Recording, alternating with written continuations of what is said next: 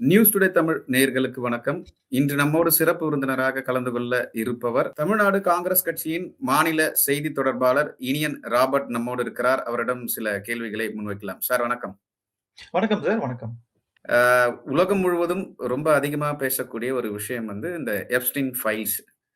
குறிப்பா இந்தியாவுல அதிகமா பேசக்கூடிய ஒரு விஷயம் இந்த எப்ஸ்டீன் ஃபைல்ஸ்ல பாரத பிரதமர் திரு நரேந்திர மோடி அவர்களும் இதுல இருக்காரு. கிட்டத்தட்ட 30க்கும் மேற்பட்ட இமெயில்ஸ் ஜெஃப்ரி எப்ஸ்டீன் அவருக்கு பண்ணியிருக்காரு. பல்வேறு இடங்கள்ல சந்திச்சிருக்காங்க அப்படின்னு சொல்லி சில தகவல்கள் வெளியாயிருக்கு. இத பற்றி உங்களுடைய நிலைப்பாடு என்ன? நீங்க என்ன சொல்ல விரும்புறீங்க? உண்மையிலேயே மோடி அவர்கள் இந்த ஃபைல்ஸ்ல இருக்காரா? மோடி ஃபைல்ஸ்ல இருக்கிறாரா இல்லையான்றத மோடி சொல்ல வேண்டாம். அமெரிக்காவினுடைய நீதித்துறை சொல்லிருச்சு. அதுல ஜெஃப்ரி எப்ஸ்டீனுக்கும் நரேந்திர மோடிக்குமான கம்யூனிகேஷன்ஸ், அதாவது இமெயில் கம்யூனிகேஷன்ஸ் இருந்திருக்கிறது. இப்ப நரேந்திர மோடி அந்த எப்ஸ்டீனுடைய தீவுக்கு போனாரா இல்லையான்றது தெரியாது. ஆனா அவருக்கும் எப்ஸ்டீனுக்குமான கம்யூனிகேஷன்ஸ் இருந்திருக்கிறது என்பது அமெரிக்க நீதித்துறையை உறுதிப்படுத்திருச்சு. அதாவது ஆதாரத்தோட, எவிடன்ஸோட அதை ப்ரூவ் பண்ணிருச்சு. நம்ம ஏதோ போற போக்குல நினைச்சோம், நடந்திருக்கலாம் அப்படிலாம் யாரும் சொல்லலைங்க. அதை ஆதாரப்பூர்வமாக அந்த எவிடன்சஸ ஆன்லைன்லயே வெப்சைட்ல யார் வேணா அக்சஸ் பண்ற மாதிரியான ஒரு ப்ரொவிஷன்ல அதை வெளியே விட்டாச்சு. இப்ப என்ன பண்ணணும்னா, இந்திய அரசு குறிப்பாக பிஎம்ஓ, பிரைம் மினிஸ்டர்ஸ் ஆபீஸ் என்ன பண்ணணும்னா, அதை டினை பண்ணணும், அல்லது அதுக்கு விளக்கம் கொடுக்கணும், அல்லது என்ன நடந்துச்சுன்னு சொல்லணும். ஏன்னா நரேந்திர மோடி ஏதோ ஒரு பாஜகவுடைய ஒரு நிர்வாகியாகவோ அல்லது ஒரு பிரமுகராகவோ அப்படி இருந்தா நமக்கு பிரச்சனை இல்லை. பிஜேபி காரங்க அப்படித்தான் இருப்பாங்க அப்படின்னு நம்ம போயிடலாம், சரிங்களா? ஆனா நரேந்திர மோடி இந்தியாவினுடைய பிரதமரா இருக்கிறதுனால நாம அந்த அந்த லைபிலிட்டி எடுக்க வேண்டிய தேவை நமக்கு இருக்கீங்க. நரேந்திர மோடி இந்தியாவினுடைய பாரத பிரதமரா இருக்க நரேந்திர மோடிக்கும் எப்ஸ்டீனுக்கும் என்ன தொடர்பு இருந்தது? ஏன்னா நீங்க எப்ஸ்டீன் மட்டுமல்ல, நீங்க ஸ்டீஃபன் ஹாக்கின்ஸ்ல இருந்து, ஜார்ஜ் புஷ்ல இருந்து, பில் கிளின்டன்ல இருந்து, டொனால்டு ட்ரம்ப்ல இருந்து சர்வதேச அரங்கில் உள்ள மிகப்பெரிய பிரமுகர்கள்லாம் அவரோட தொடர்புல இருந்திருக்கிறாங்க அப்படின்றத நமக்கு புரிஞ்சுக்க முடியுது. அப்போ இந்த இந்த கூட்டணிக்குள்ள மோடிக்கு என்ன வேலை? ஏன்னா எனக்கு ஏன் இந்த டவுட் வருதுன்னா, மோடிக்கு அமெரிக்கா விசா மறுத்தது. குஜராத் கலவரத்தை ஒட்டி பல ஆண்டுகள் அமெரிக்க விசாவை அமெரிக்க அரசு மறுத்தது. பேன் பண்ணிருந்தாங்க. ஆனா பிரதமர் ஆனதுக்கு அப்புறம் திருப்பி விசா கொடுத்துட்டாங்க. இப்ப என்ன டவுட்னா, பிரதமர் ஆனதுனால கொடுத்தாங்களா அல்லது எப்ஸ்டீன் கூட இருந்த தொடர்பு மூலமா அதை வாங்கினாரா அப்படின்றது நம்ம இப்போ அடுத்து நாம யோசிக்க வேண்டிய சில விஷயங்களா இருக்கீங்க.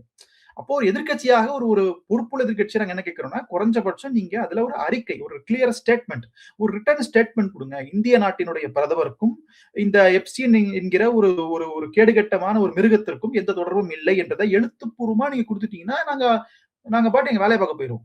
ஆனா இந்திய அரசு வெளியிட்டதா சொல்றாங்களா சார்? இல்ல வெளியுறவுத்துறை என்ன சொல்றாங்க அப்படின்னா அது இதுக்கு சொல்றாங்க. நம்ம இந்த ஜெனரல் நரவானேவுடைய புத்தகத்துக்கு தலைவர் ராகுல் காந்தி சொல்றாருல, அதுக்குதான் அவங்க மறுப்பு தெரிவிக்கிறாங்க. அவங்க எப்ஸ்டீன் ஃபைல் இந்த இஷ்யூ வேற, அந்த இஷ்யூ வேற. நரவானேவுடைய புத்தகத்துக்கு பாதுகாப்புத்துறை என்ன சொல்லுதுன்னா, அது ராணுவ ரகசியங்கள்லாம் அலோவ் பண்ற புத்தகத்தை நாங்க பப்ளிஷ் பண்ண விட மாட்டோம் அப்படின்னு அந்த இஷ்யூக்கு தான் பாதுகாப்புத்துறை பேசுதே தவிர, இதுக்கு வாயை திறக்கல.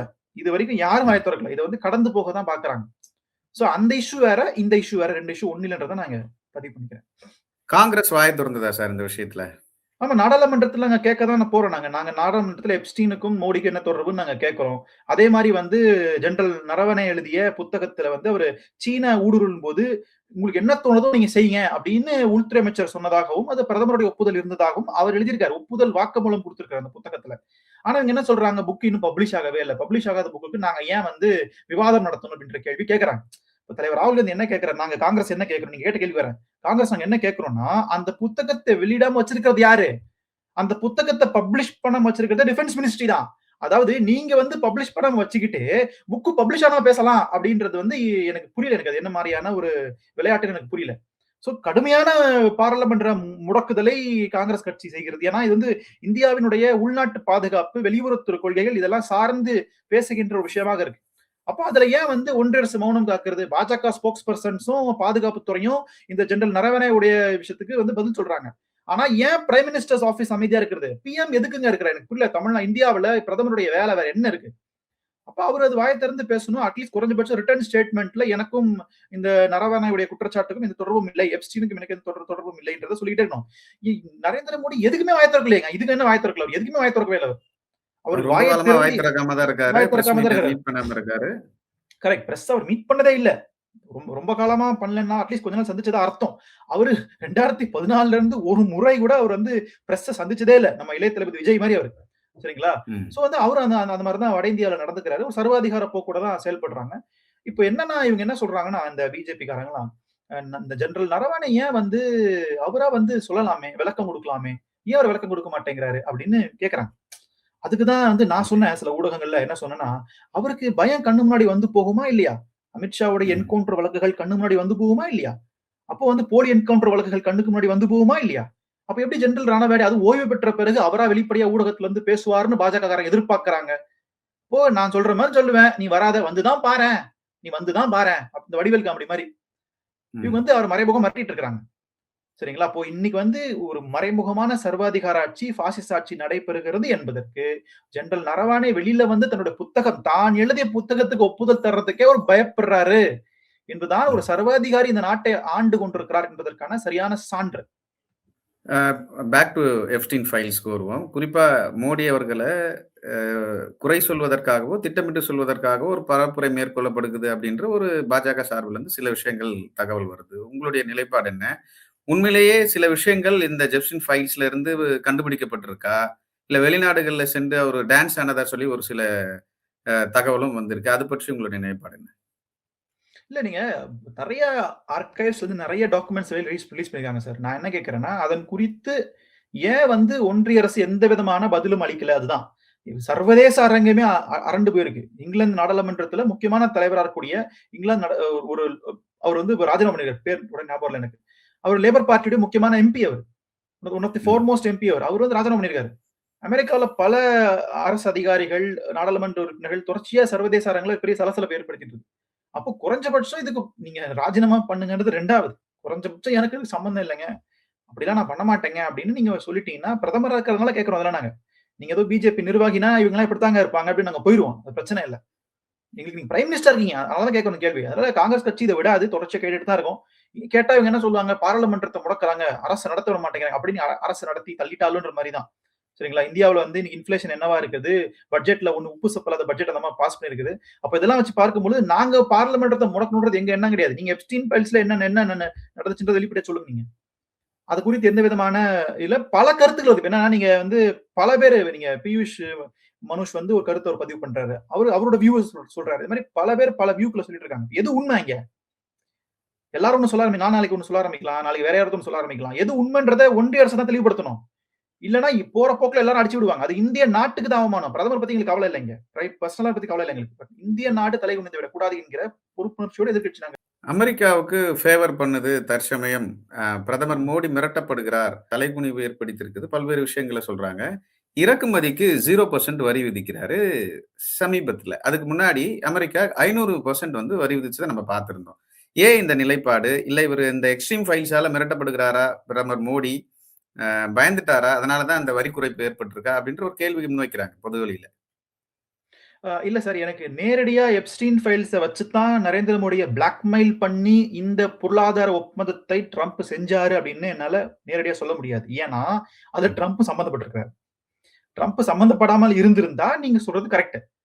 அதுல ட்ரம்போட வீடியோக்களும் இருக்குது, போட்டோக்களும் இருக்குது. அப்போ அதன் மூலமாக அந்த டிரேட் டீல முடிப்பதற்கான சாத்தியக்கூறுகள் குறைவு. ஆனா வேற வழியில பார்த்தீங்கன்னா, அமெரிக்காவுல இருக்கக்கூடிய ஆர்எஸ்எஸ் காரங்க, அதாவது இந்தியாவில இருந்து 40, 50 ஆண்டுகளுக்கு முன்னாடி அமெரிக்காவுல போயிட்டு வேலை செஞ்சு குடியுரிமை வாங்கி அங்க சிட்டிசன்ஷிப் ஆகி ஆர்எஸ்எஸ் ஓட தொடர்புல இருக்கக்கூடிய ஒரு சிலர் பேர் வந்து அவங்களுடைய அந்த சுயநலத்திற்காக இந்திய அரசிடம் நேரடியா டீல் பண்ணி ஆர்எஸ்எஸ் மூலமாக டீல் பண்ணி ட்ரம்ப் கிட்ட பகச்சுக்காதீங்க.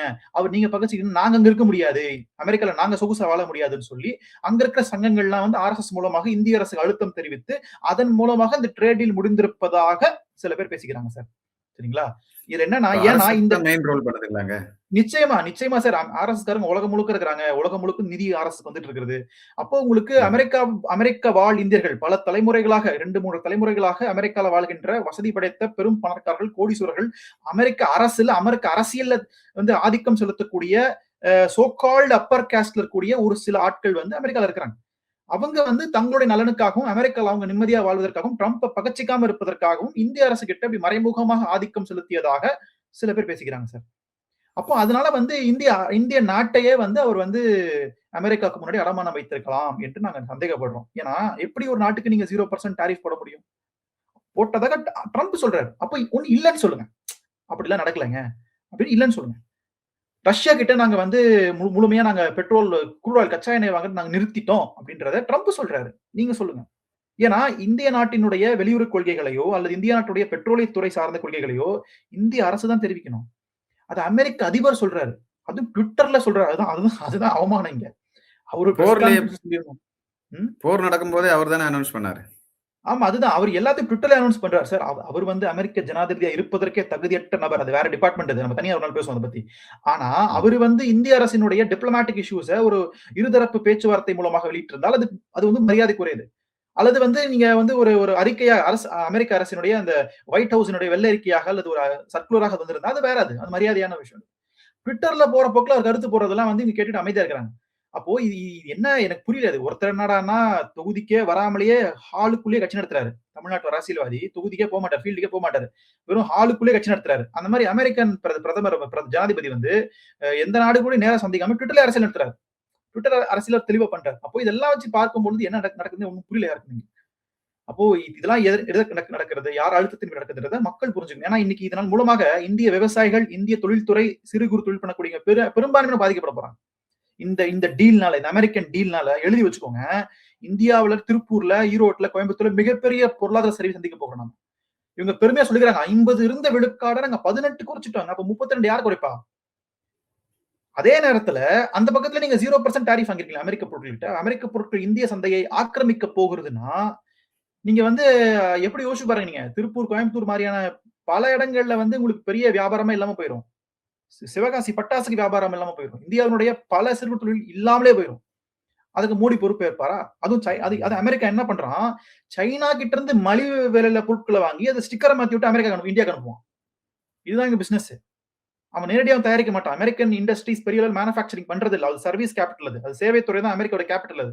மேனுஃபேக்சரிங் அவன் பண்றது இல்ல. அவன் மேனுஃபேக்சரிங் வியட்நாம்லயும், சைனாவிலயும், பங்களாதேஷ் வச்சுக்கிட்டு அங்கிருந்து பொருட்கள அமெரிக்காக்கு வாங்கி அங்கிருந்து இந்தியாக்கு அனுப்புவான் திருப்பி. அப்போ உங்களுக்கு கம்மியான விலையிலும் கிடைக்கும். அதே நேரத்துல வந்து உங்களுக்கு இந்திய சந்தைய அடிச்சு காலி பண்ணிரும். இதெல்லாம் வச்சுதான் நாங்க வந்து இந்த கன்சர்ன்ல தான் நாங்க பேசுறோம். இந்தியாவுல அரசு நடக்குதா? மோடி யாருக்கான பிரதமர்? அவர் வந்து முழுக்க முழுக்க அமெரிக்கா சார்பு நிலை இருக்கிறாரு. இதுவரைக்கும் இந்திய பிரதமர்கள் ஏன் வாஜ்பாய் உட்பட அமெரிக்க சார்பு நிலை யாரும் இந்த அளவு எடுத்து கிடையாது. நம்ம நடுநிலைத்தன்மை தான் வகிப்போம். நம்ம ரஷ்யா பக்கமும் நம்ம வந்து கொஞ்சம் அப்படியே பாசமா இருந்துப்போம். அமெரிக்கா பக்கம் கொஞ்சம் பாசமா இருந்துப்போம். நம்ம 2 பக்கமும் சாய மாட்டோம். அதுதான் இந்தியாவுடைய வெளியுறவு கொள்கை, ஃபாரின் பாலிசி. ஆனா இங்க ஐயா விழுந்துட்டானே ஐயான்ற மாரி ட்ரம்ப் காலடி போய் விழுந்ததுக்கலாம் எனக்கு என்ன மாரியான அரசியல் எனக்கு புரிஞ்சுக்க முடியல. சுப்பிரமணிய சுவாமி கொஞ்ச நாளுக்கு முன்னாடி ரொம்ப தெளிவா சொன்னாரு. அவரு பாஜகல தான் இருக்காரு. அவரே ரொம்ப தெளிவா சொன்னாரு. இந்த எப்ஸ்டின் ஃபைல்ல வந்து மோடி அவர்கள் மாட்டிக்க போறாரு. இது உண்மைதான் அப்படின்னு சொன்னாரு. இப்ப வந்து அது நடந்திருக்கு. உங்களுடைய நிலைப்பாடு? இல்ல வேற யாருன்னா சொல்லியிருந்தா அந்த கேள்வி கேட்டிருக்க மாட்டோம். புரியுது சார், புரியுது. இல்ல சுப்பிரமணிய சாமிக்கு பல தகவல்கள் தெரியும்னு வச்சுக்கோங்களேன். ஏன்னா அவர் முன்னாள் என்னவா இருந்தாருன்னு நெறைய பேருக்கு தெரியும். ஊடகத்துறையில இருக்கிறவங்க, அரசு அதிகாரிகளுக்கு அவரை முன்னால அவரு நாடாளுமன்ற உறுப்பினரா, ஜனதா கட்சியினுடைய தலைவரா, அதற்கும் முன்னால அவர் என்னவா இருந்தாருன்னு ஒரு விஷயம் இருக்கு. அதன் மூலமா அவருக்கு வந்து ரகசிய தகவல்கள் நெறைய கிடைப்பதற்கான வாய்ப்புகள் உண்டு. நெறைய கிடைக்கும் அவருக்கு. சரிங்களா? அதனால வந்து அவருக்கு இஸ்ரேல்ல இருந்து வந்திருக்கலாம். அவருக்கு அமெரிக்கால இருந்து வந்திருக்கலாம். அவருக்கு பல தொடர்புகள் உண்டு. சரிங்களா? அதனால அவர் சொல்றதுல ஒரு நியாயம் இருப்பதற்கான வாய்ப்புகள் இருக்கு. 2வது உண்மையும் அவரும் பிஜேபி இருப்பதற்கான தான். வாய்ப்பு இருக்கா? உண்மையா இருக்கிறதுக்கு வாய்ப்பு இருக்கு. சரிங்களா? அதனால இப்போ என்ன இங்க யார் என்ன சொல்றாங்கன்றது பிரச்சனை இல்ல. சுப்பிரமணிய சாமி சொல்றது இங்க முக்கியமா? பியூஷ் மணிஷங்க சொல்றது முக்கியமா? நான் சொல்றது முக்கியமான்னு இல்ல. இந்திய அரசு என்ன சொல்கிறது? பிரைம் மினிஸ்டர்ஸ் ஆபீஸ் என்ன சொல்கிறது? அத குறித்து எந்த விதமான எ அறிக்கையோ, தகவலோ வரலன்றது தான் வருத்தமா இருக்கு. நியூஸ் டுடே சார்பாக உங்களுக்கு நன்றி தெரிவிச்சுக்கிறேன். பல்வேறு விஷயங்கள நீங்க வந்து மிக தெளிவாகவும், போல்டாகவும் சொன்னமைக்கு நன்றி. மற்றும் ஒரு நிகழ்ச்சியில மீண்டும் சந்திக்கலாம். நன்றி, வணக்கம் சார். நன்றி சார். Thank you. நேயர்களே, இது போன்ற இன்ட்ரஸ்டிங்கான வீடியோக்கள தொடர்ந்து நாங்கள் தந்து கொண்டு இருக்கிறோம். எங்களுக்கான அங்கீகாரம் என்பது எங்க சேனல சப்ஸ்கிரைப் பண்ணி எங்க வீடியோக்கள தொடர்ந்து பாருங்கள்.